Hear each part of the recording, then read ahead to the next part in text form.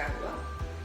මම ඔයගලන්ට ජීවර පුරුදු වුණා අලුත් රෙසිපිස් ටිකක් කියනවා කියලා මේ උත්සව අවස්ථාවට ගැලපෙන මම අද ඉඳන් පටන් ගන්නවා.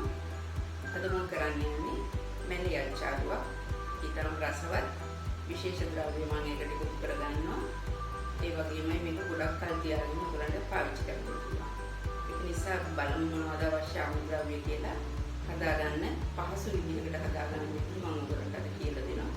බලමු මේක කොහොමද හදාගන්නේ.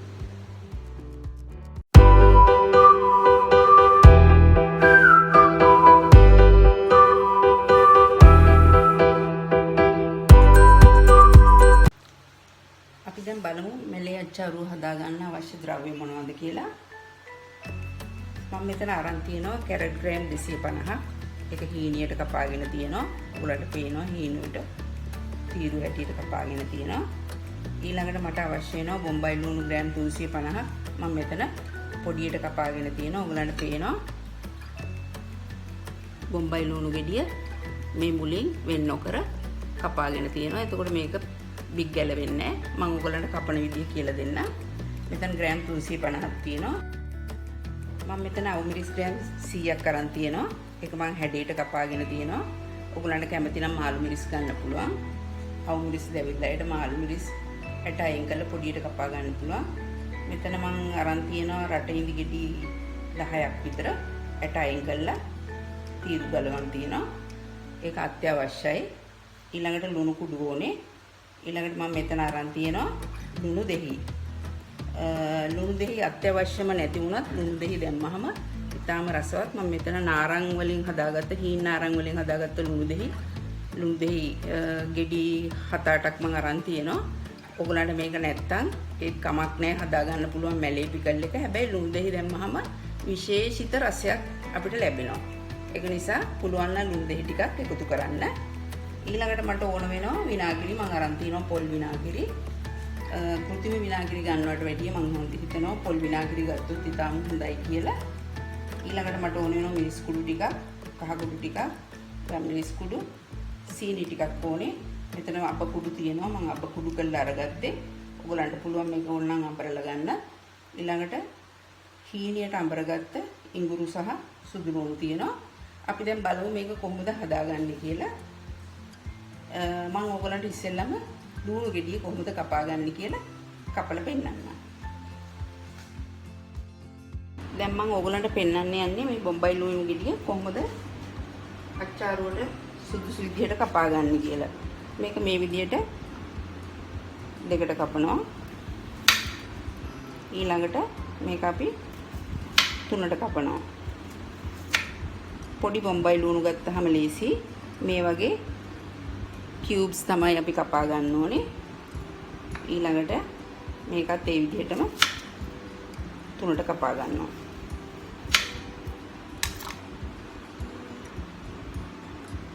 මේ මුල කොටස තියෙද්දි බොම්බයි ලුණු ගෙඩිය කපා ගත්තාම මේක වෙන් වෙන්නේ නැහැ. මේ විදිහටම තියෙනවා.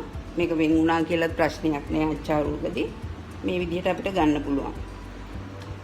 අපි දැන් බලමු කොහොමද අච්චාරු එක හදාගන්නේ කියලා. මේ අච්චාරු එකක් හදාගන්නකොට සාමාන්‍ය විනාගිරි මිශ්‍ර කරලා හදන කෑමකදී අපි පාවිච්චි කරන්න ඕනේ ස්ටේන්ලස් ස්ටීල් භාජනයක්. එහෙම නැත්නම් මැටි භාජනයක්. මොකද ඒක ඇලුමිනියම් වගේ එකක් ගත්තාම මේක ප්‍රතික්‍රියා කරනවා. ඒකෙන් නරක විෂ සහිත දේවල් අපේ ශරීරයට ඇතුල් වෙන්න පුළුවන්. ඒක නිසා හැම වෙලෙම මතක තියාගන්න ඕනේ හොඳ ස්ටේන්ලස් ස්ටීල් භාජනයක මේ අච්චාරු එක හදාගන්න. අපි දැන් Malay Achcharu හදාගන්න විදිය බලමු. අලි කොහොම කරා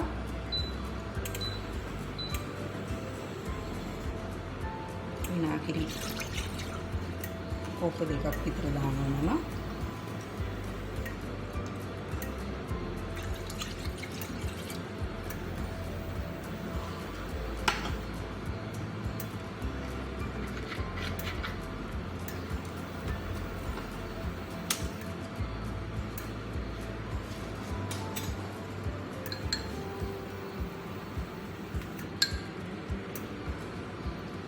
මට ඉඳි ටිකක් දාගන්නවා.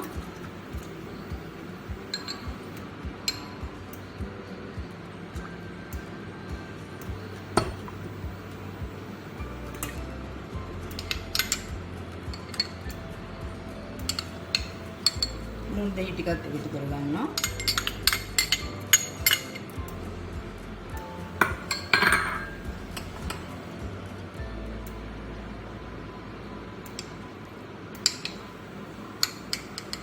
ඊළඟට මම ඉඟුරු ටිකක් එකතු කරගත්තා.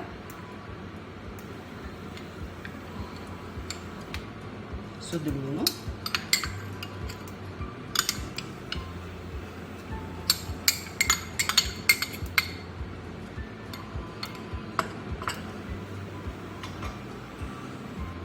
හොඳට තැම්බෙන්න දෙන්න ඕනේ.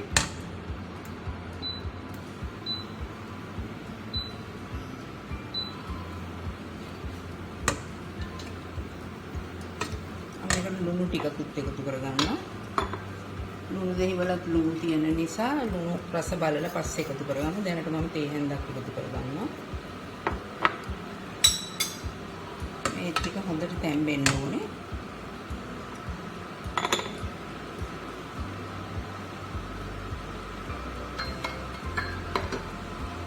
ඊළඟට මම මේකට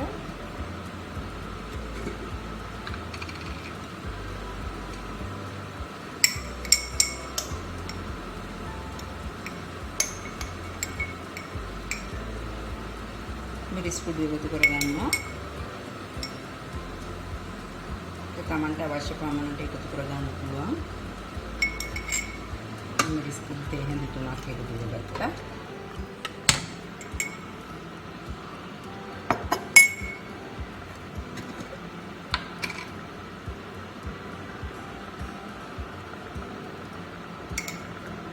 තමන් තේ හැඳි එකතු කරගන්නවා.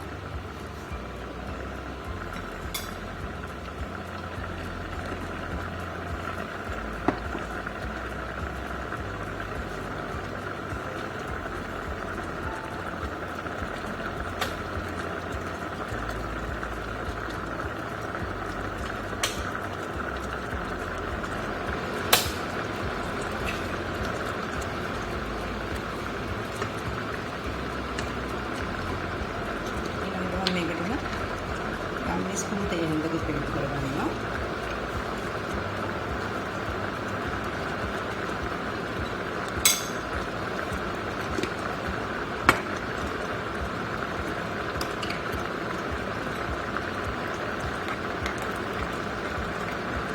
මේකටම අපකුඩු තේ හැඳි දෙකක් එකතු කරගන්නවා කියලා.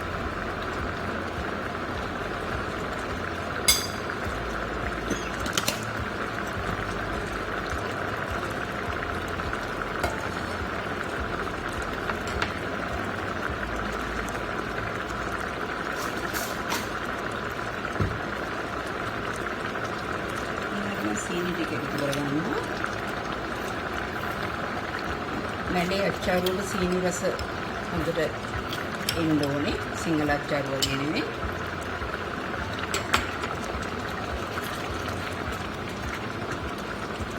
මේක හොඳට රටේදී නුඹේ හොඳට තැම්බෙන්න ආරින්න ඕනේ.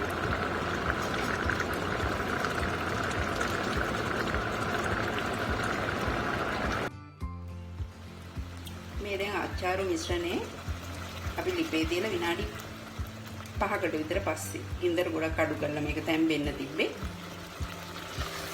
මේකට තව අපි ලුණු ඇඹුල් බලමු.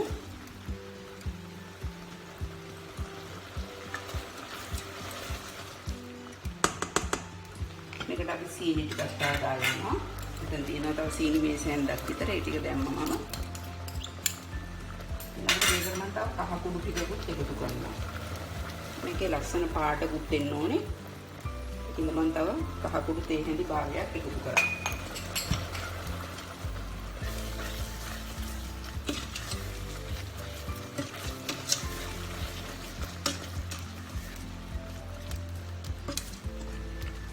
දැන් අපි දාපු සියලුම අමුද්‍රව්‍ය හොඳට තැම්බිලා තියෙන්නේ. ඉඟුරු, සුදු ලුණු,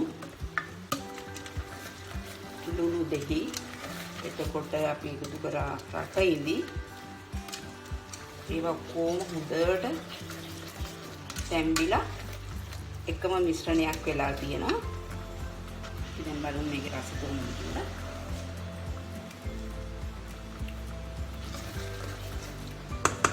ඊටම රසයි. ඊට චුට්ටක් කියලා අඩු ගින්දරේ මේක තියෙන්න ආරිමු. දැන් ඔයගොල්ලන්ට පේනවා අපේ මිශ්‍රණය හොඳට තැම්බිලා. මම මේකට තව සීනි මේසෙන්දක් එකතු කරගත්තා. මොකද මේකේ ලුණු ඇඹුල් රස පදමට තියෙන්න ඕනේ. ඒක නිසා දැන් අපි මේක ඉප නිවලා චුට්ටක් වෙලා නිමෙන්න තියෙනවා. කොහොම ටිකක් වෙලා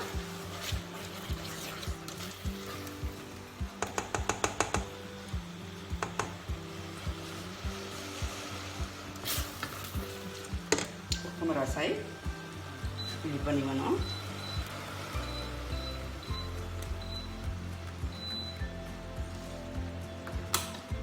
මේක දැන් අපි පොඩ්ඩක් රස්නේ යනකම් තියලා සියලුම ද්‍රව්‍ය මේකට එකතු කරගන්නවා.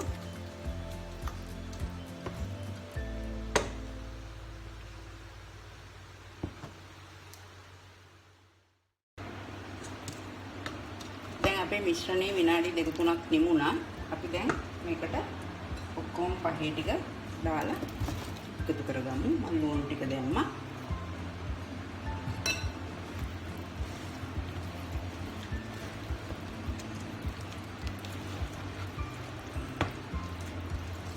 සාමාන්‍යයෙන් අච්චාරු එක හදලා ටිකක් වෙලා යනකොට පොඩි දියර ගතියක් එනවා. ඒක නිසා හොඳට කිඳෙන්න තියලා මේ මිශ්‍රණය හදා ගන්න ඕනේ.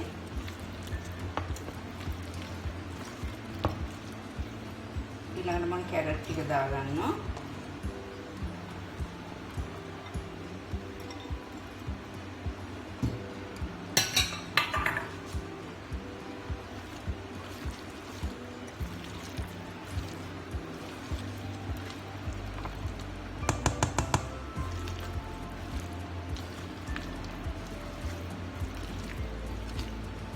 ඉඩකඩ තියෙන භාජනයක මේක දාගන්න ඕනේ. නැත්නම් ඔයගොල්ලෝ මිශ්‍රණය හදපු භාජනේ ඉඩ තිබුණොත් පුළුවන්. නැත්නම් වෙන දෙයකට හදාගන්න.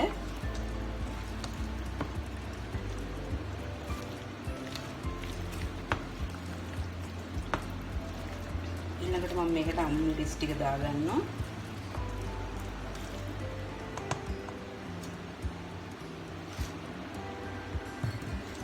මේ ඔක්කොම එළවලු මේ හොඳට හොදලා තෙත හින්දවලා කිචන් ටවල් එකකින් හොඳට පිහදාලා තෙත බේරෙන්න තියලා ඕනි කපා ගන්න. නැත්නම් ඒක අච්චාරු එකට හොඳ නෑ. වැඩි දවස් තියාගන්න බෑ.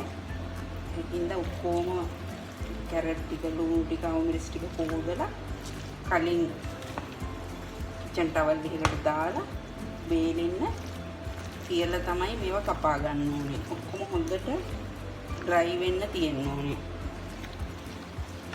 ඒගොල්ලන්ට පේනවා මේක හොඳට කවලන් වෙලා තියෙනවා.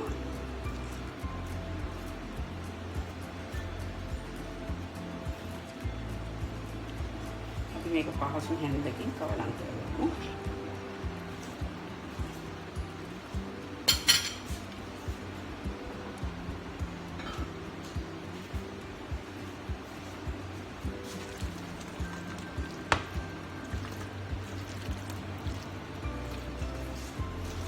හැඳි පාවිච්චි කරනකොට පොල් කටු හැන්දක් නැත්නම් ප්ලාස්ටික් හැන්දක් ඒ වගේ එකක් පාවිච්චි කරන්න. ස්ටේන්ලස් ස්ටිල් හෝ නැත්නම් මේ ඇලුමිනියම් හැඳි පාවිච්චි කරන්න එපා. ඒක හොඳ නෑ.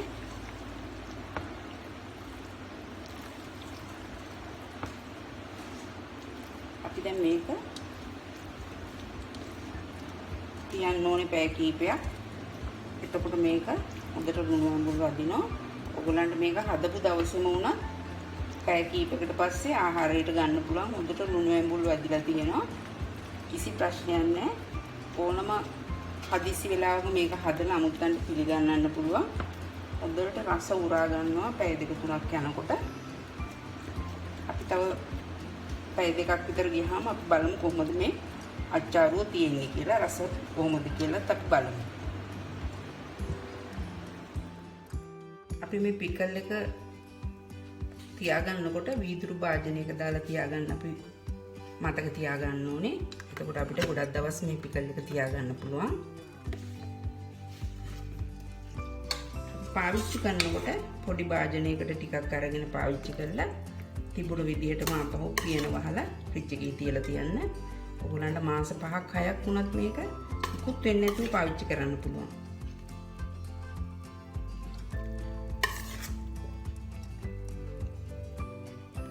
ඔයගොල්ලන්ට ඕන නම් මේකට කැමති අයට ගස් ලැබු රාබු වගේ දේවලුත් කැරට් වගේම හීනියට කපලා දාගන්න පුළුවන්.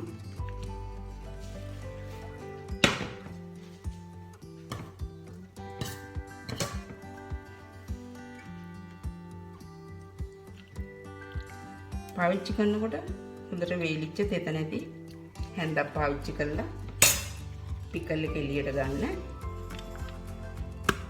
මේ වගේ වීදුරු භාජන වල දාලා ෆ්‍රිජ් එකේ දාලා තියාගන්න පුළුවන්. හරිම රසයි. ඔයගොල්ලොත් හදලා බලන්න. ආයිත් අපි අලුත් වීඩියෝ එකකින් හම්බ වෙමු.